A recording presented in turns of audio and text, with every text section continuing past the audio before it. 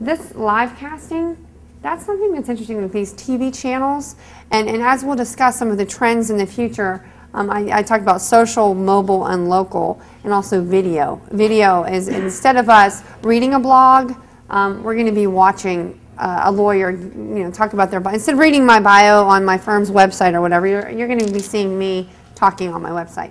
And I was in Dallas like 2 weeks ago, and they were talking about Twitter and Facebook and all of this, and it was a guy talking about the future and seeing ahead, and he was saying, well, like 10 years ago, would we ever say, well, I don't have an email address, because we were all just getting an email, and some people had it, some people don't, some people have websites. Like now, it's like, I'm starting a business. Oh, well, do you have a website? Well, if you don't, it's kind of like, oh, but now, what's the wave of the future? And it's going to be like, well, what's your Twitter? What's your Twitter, handle? And most people are afraid to step into it.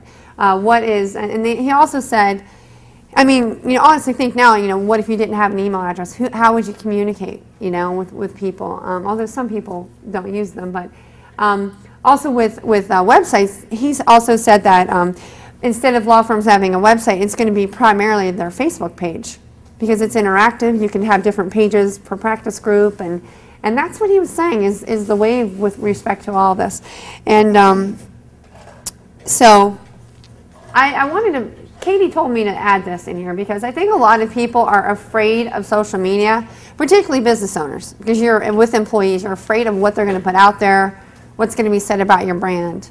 And she told me to add this video, and I think it's really cute, and it's about these use of these technologies. And what? I have an iPad too. How many of you have an iPad? And so I'm like constantly hitting this, and it doesn't work because you can't. It's like.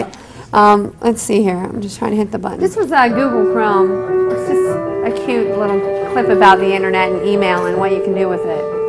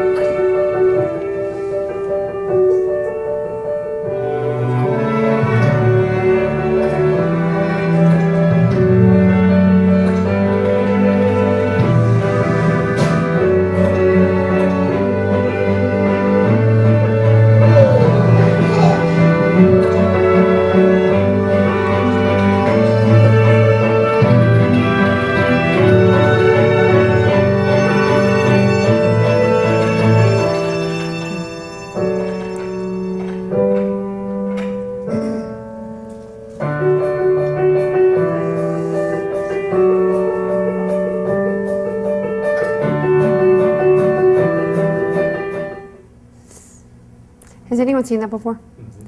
They aired that on TV in between a couple of popular TV shows, and there was another one with It Gets Better, and it was a campaign against bullying against homosexuals. Has anyone ever tried to do anything like this with their kids? Or this, of course, is in a personal context. I mean, obviously, he's emailing his daughter. He created an email account for his daughter, and he's chronicling his experience as a dad. And through his iPhone, is basically with his iPhone, photographing what he's experiencing. And then, sorry, let me shut that up. Where? Oh, sorry. I like it because I actually started doing this with my children. I started it with a blog. And for me, I am really someone that is like a journalist. And as a lawyer, in 2009, I knew I wanted to get back into a law firm. And I knew a lot of people knew I was a bankruptcy lawyer, but they looked at me and they didn't know what I did. Like for 10 years, all of my best friends, they just never knew what I did on a day-to-day basis. People give you that cross-eyed look. So this has been very natural for me because I like to write, I like to memorialize, and so I'm encouraging you as business owners, as people who are about to enter the workforce, whatever it is that you plan on doing, whatever, and one of the videos, Seth Godin, he's a marketing guru, he talks about your art. if it's financial services, if it's home health care, whatever it is your business is, your art, your passion, whatever you're doing for a living, how can you use social media to convey that to others, to educate about your art, what you do? I mean, I think, so I started doing this kind of thing. I started doing this with what I was doing as a business lawyer, and I had the freedom to do it when I had my own law firm. So for example, I was fortunate enough, my very first week, I had a client who was in the fashion industry. She invited me to New York Fashion Week, and I was like, oh my God, I can't believe I'm sitting here. So I took my iPhone, it was a crappy iPhone, and I was taking pictures, and I had a slideshow of what I was looking at, and she was my client, so I ended up putting that as a blog post. All of it was very new for me. I didn't know what I was doing, but I tell you, that's like one of the top posts I've had on I've had about 25,000 hits on my blog, and not that hits are like but it is some indication of the level of activity of what I've been writing. People are reading, they're interested in it. They know now more what I do and where I go and what I do for my clients. It's kind of like talking the talk. I say I'm all about my clients and learning, their business. So when I'm at that trade show, I went to a trade show for the same client in New York, and I was taking pictures, and I posted all those pictures on Flickr. I made a cool slideshow. I posted it on my blog, so people can see what I'm doing. And it leads to business. People ask me, well, do you get business out of it? And it really does. I mean, I can say, like in initial client interviews, people will be like, well, yeah, I already Googled you. I already read that. I'll be like, well, you should read this. And they're like, I already read that. They'll read my Twitter feed, and they'll know everything I've been doing in like a month. Because I post a lot of what I read. I share through the tweeting. But it's really overwhelming how much people are reading what I'm putting out there. So let's keep going. Sorry. Okay, so yeah, so Katie did this as a Facebook timeline. Did anyone go to the new timeline version on Facebook? Anyone try that? It's kind of weird, but yeah, so you can see this is what it's supposed to look like. So I started LinkedIn actually when I was with another law firm, a boutique law firm, and I have all these connections on there. And so the next line is about, well, so what, you have all these connections, what does it even mean? But I use it as a Rolodex, basically.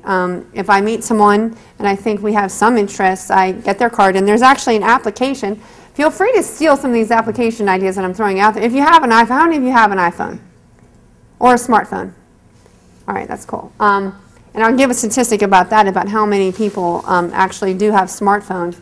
But there's an app, it's called Card Munch, CARDMUNCH, and you basically take a picture of someone's business card, and it goes to like cyber or wherever. It's somebody in the behind the scenes at LinkedIn, and they type in the information and they email it back to you, and you basically can save to your iPhone the contacts, and then you sync that with your laptop or whatever. And then it also says send them a LinkedIn invitation. I didn't have to give it to my secretary or anything. So if you go to a major, if you go to a big networking event, you have a stack of business cards, it's awesome. So anyway, so I have found that useful. And then the blog, as I mentioned, I'd be happy offline to talk about any of these things that I do, but I started that in 2011 before I started the firm. Twitter, I was more hesitant because I really didn't understand how to utilize it, and I'm not even that skilled at it that much. I don't know, but I have about 960 followers, and I follow about 1,800 people. Well, and then Facebook. I really use that mostly for personal.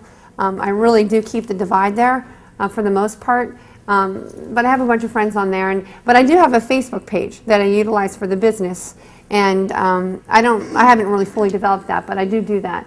And then Flickr, I just got on that because I'm an amateur photographer myself, so I love taking pictures of things, places that I go to. But I don't put personal pictures up there. I really try to keep it, not entirely though, that's another benefit of the social media, is as a lawyer to humanize myself. I'll tweet like, on my way to my son's first t-ball practice and reviewing a social media policy or something. So it educates people. I have a son, I'm human.